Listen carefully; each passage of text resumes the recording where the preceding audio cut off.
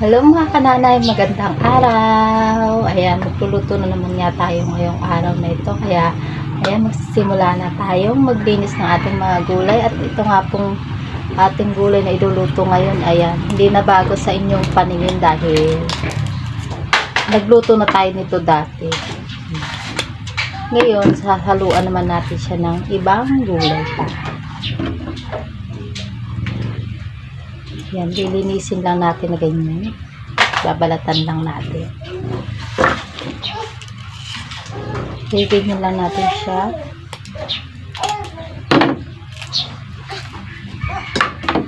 Yan.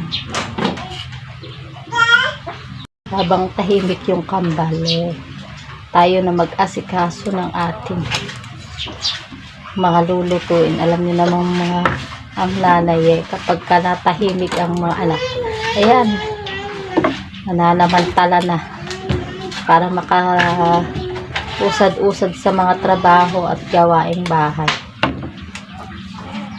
Ito na nga. Ayan.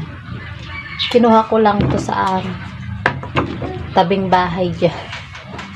Kinuha ko nga lang po ito para mayroon namang ulam. At para hindi naman laging bili ng bili. Ang hirap din yung laging bumibili, diba? Sakit sa bulsa. Ayan. Ito naman. Dito naman tayo sa ating pechay. Ayan. Atin tatanggalin yung panyo para matanggal yung mga bali luluto lang natin siya ng iaabraw lang natin siya para maiba naman.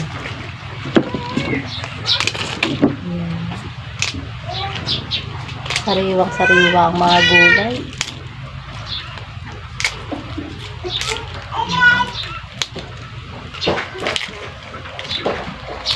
Yan, hati-hatiin na natin siya. Yan. Alam nga, nagpadingas na ako para kapag prito na rin tayo ng ating pangsahog na isda.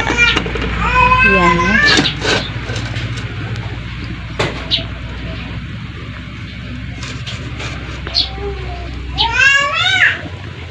Ayan, nag-iingay na ang kambal. Naglalaro sila.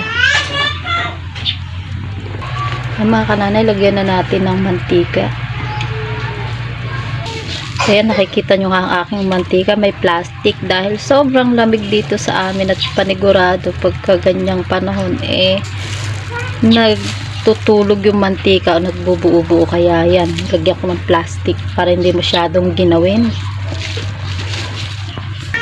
Ayan, dahil mainit ang kawali, pwede na natin ilagay ang ating pritong isda. Ayan, ating sariwang tilapia.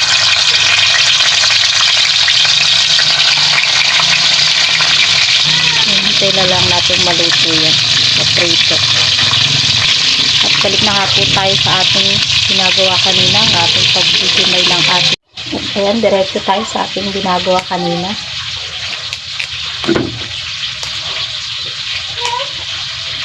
Nabili ko nga lang po ito ng 10 piso, yung isang tali nito, 10 piso. Ayan, diba mga kanani, sa halagang 30 pesos, meron na tayong ulam.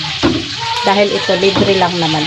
Ginawa ko lang ito dyan sa ating likod bahay. Ayan.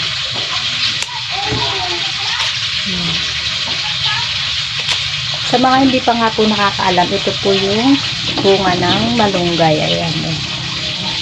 Bunga po ito ng malunggay. Ito na tayo sa ating paglilinis ng gulay. Ayan. Ito naman.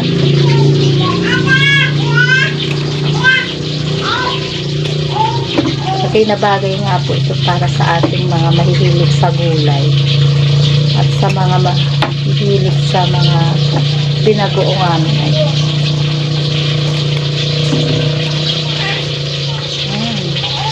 Kaya nangyayariin ko na nga lang po at tatapusin itong ating ginagawa at makapagsimula na nga tayo sa ating pagluluto. At kaya nag-iingay na ang dalawang kukulit na kambal. Naglalaro sila. Tapos na ang ating mga paglilinis sa ating gulay. Ayan, mga kananay. Titignan naman natin ang ating niluluto. Isda na pangsahog. Ayan. Ayan, habang niluluto ko nga yan, huhugasan ko na muna ang ating gulay at ang ating, ihahanda ko na rin ang ating pagpapakuluan ng tubig na kaserola. At ayan, may naligaw na talong nga na akong nakita, kaya pwede na natin isang naligaw na bunga, kaya isahog na natin kaysa lumaki lang at tubigas. Isahog na rin natin sa ating lulutong gulay.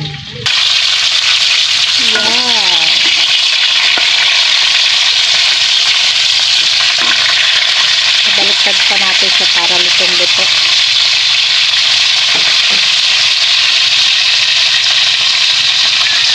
Buti na nga lang at tahimik ang aking kambal. Medyo mabait sila ngayong araw. Kapag trabaho talaga tayo ng... Ayan, may sumisilip nga pong bata dyan. Ayan, nakikita nyo naman. Ito na ang ating isda.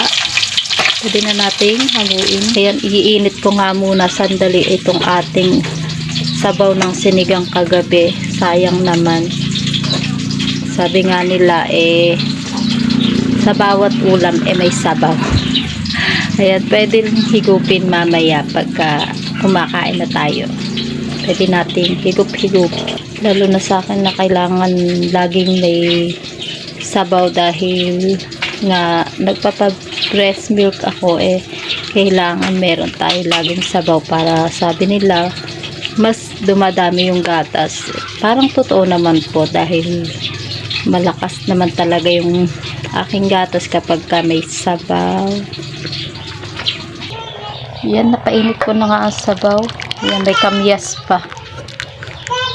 Kinamyas ang isda yung ulam namin kagabi, kaya ayan, sabaw. Sayang naman, di ba mga kananay?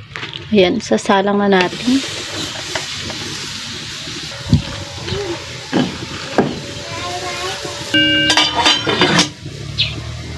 Hintay lang natin kumulo, mga kananay.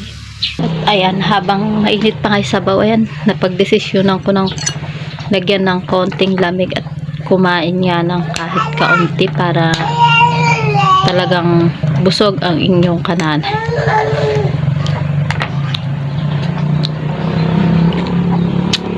Ito talagang paborito ko rito, yung ating kamyas. Masarap nga din talaga siyang pang-asim. Natural na natural pa yung lasang na ibibigay niya at asim. Talagang mapapa-asim kilig.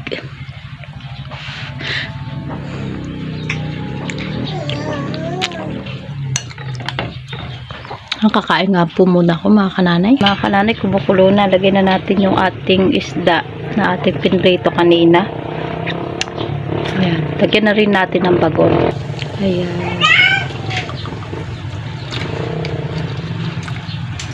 At ayan, lagay na nga natin ang ating mga sariwang gulay na bunga ng malunggay, pechay, syempre yung ating talong. Ayan. Hintayin natin maluto. Ayan, lagyan na nga natin ng bechin. Ayan, hintayin natin. Haluin na rin natin. Sabayan na rin natin ang halo. At ating takpan na nga po muli. Ayan.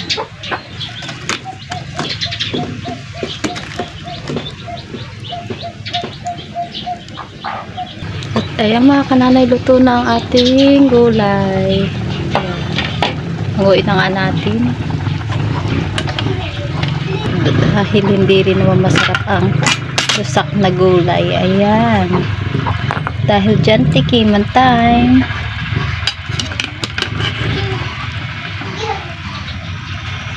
Ayan. Ayan. Ayan. At eto na mga kananay, titikman na talaga natin ang ating gulay. Napakabango. Ang sarap.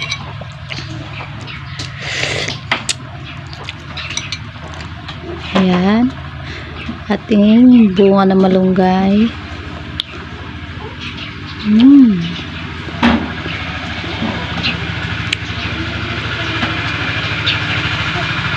At ito na nga ang ating bapag.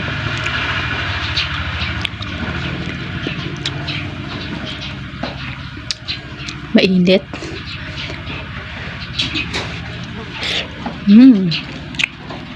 Sarap.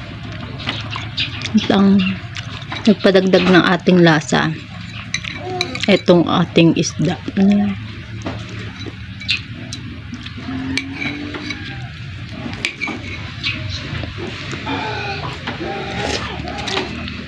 Ito na yun, napakasarap. At hanggang dyan na nga lang po ang ating video sa ngayon. At para nga po sa iba pang mga video at mga cooking tutorial na affordable at siguradong masustansya at magugustuhan nyo, huwag nyo pong kalilimutang mag-like and subscribe. Bye-bye. Thank you for watching. Bye-bye.